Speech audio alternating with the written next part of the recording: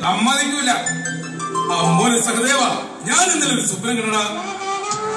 നിന്റെ കുഞ്ഞിപ്പങ്ങളുടെ കല്യാണത്തിന് നീ ഒരു ബെൻസ് കാറിൽ വന്നിറങ്ങി നേരെ കതിർ മണ്ഡപത്തിൽ കയറി എല്ലാവരും കാണുക മൂത്രമൊഴിച്ചു. ഭീമസേനൻ ഉച്ചത്തിൽ വിളിച്ചു പറഞ്ഞു, ഞാനല്ല ഇത് ചെയ്തത്, ദുശാസനനാണ്, അവനാണ് ശിക്ഷ കിട്ടേണ്ടത്. ഞാൻ സമ്മതിക്കില്ല. മോനെ, നിങ്ങൾ എന്തെങ്കിലും സംസാരിച്ചേക്ക്, ഞങ്ങൾ നടത്തു പോയിട്ട് വരാം. വാടി.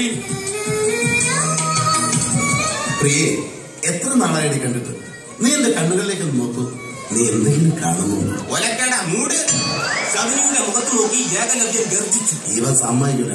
അതൊക്കെ പൊട്ട സമയം. എന്താ ഈ പാത്രത്തില്? പാൽപ്പായസമാ. ചേട്ടാ പാത്രത്തെ ഞാൻ കോരിത്തരാം.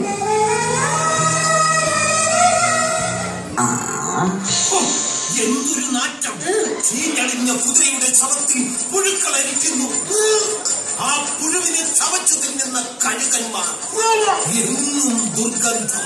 ഇതൊക്കെയാണ് യുദ്ധക്കളത്തിൽ ഇപ്പോഴത്തെ അവസ്ഥ. ചേട്ടാ, നമുക്ക് ജനിക്കാൻ പോകുന്ന കുഞ്ഞെ ആണാണോ പെണ്ണാണോ എന്നറിയാൻ ഞാൻ കാക്കത്തെ കൊണ്ട് കൈ നോക്കിച്ചു. അപ്പൊ അവർ പറയുവാ, അരക്കില്ലം ചുട്ടത് അവനായിരിക്കാനേ നിർവാഹമുള്ളൂ. ശകുനി വീണ്ടും വീണ്ടും പറഞ്ഞു. ഈ സാരിയിൽ എന്നെ കാണാൻ എങ്ങനെയുണ്ട്? ഒരു മാലാഖയെ പോലെ. വെൽവെറ്റിന്റേതാ. നീ പിടിച്ചു നോക്ക്. വലിച്ചഴിക്ക്, എല്ലാവരും കാണട്ടെ. അയ്യോ! വസ്ത്രാക്ഷേപം തുടങ്ങാൻ ദുര്യോധനൻ ദുശാസനോട് കൽപ്പിച്ചു. കുറെ നേരമായി രണ്ടും കൂടി വർത്തമാനം തുടങ്ങിയിട്ട്. ഇനി ചായ കുടിച്ചിട്ട് സംസാരിക്കാം. അമ്മാവി വന്നപ്പോഴേ ചോദിക്കണമെന്ന് കരുതിയതാ. അമ്മാവി എന്താ ഇങ്ങനെ ക്ഷീണിച്ചു പോകുന്നത്? 101 കൗരവ പടയല്ലേ കയറി ഇറങ്ങിയത്. പിന്നെ എങ്ങനെ അരക്കില്ലെന്ന് നശിക്കാതിരിക്കും? കൊട്ടാര വൈദ്യം വിഷമത്തോടെ പരാതി പറഞ്ഞു. കുറെ നേരം കൊണ്ട് ക്ഷമിക്കുന്നു. ഇപ്പൊ കാണിച്ചു തരാം. പ്രിയമുള്ളവരെ, അല്പസമയം നിങ്ങൾക്കും ഞങ്ങൾക്കും വിശ്രാമം. നീ എന്താ കാണിക്കുന്നത്? ഞങ്ങൾ നാടകം കളിക്കുന്നതിനിടയിൽ നീ എന്താ കഥ പറയാൻ പറഞ്ഞത്? എനിക്കെന്റെ പുരാണ കഥാപ്രസംഗം അവതരിപ്പിച്ചേ പറ്റൂ. നീ കുറച്ചു സമയം ഒന്ന് അടങ്ങ്. അടങ്ങിയാൽ നീ എനിക്ക് കാശ് തരുമോ? പറഞ്ഞാ കേക്കില്ല. എവിടാ കണ്ടി? ആഹാ, നീ ഓടാ. എന്തോ കാണിക്കുന്നത്?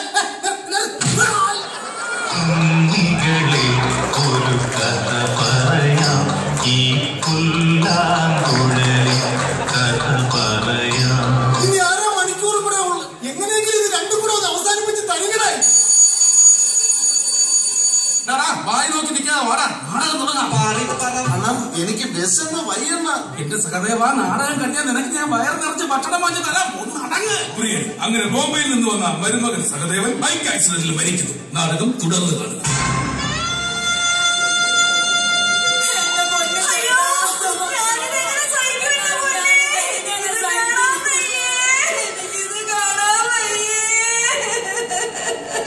സഹദേവ, സഹദേവ, സഹദേവ! എന്തോ? നകുലൻ സഹദേവനെ ഇപ്രകാരം ഉച്ചത്തിൽ വിളിച്ചടാ. അത് കഥാപ്രസംഗത്തിലെ സഹദേവൻ. നീ അവിടെ കട. ആഹാരം തരാം.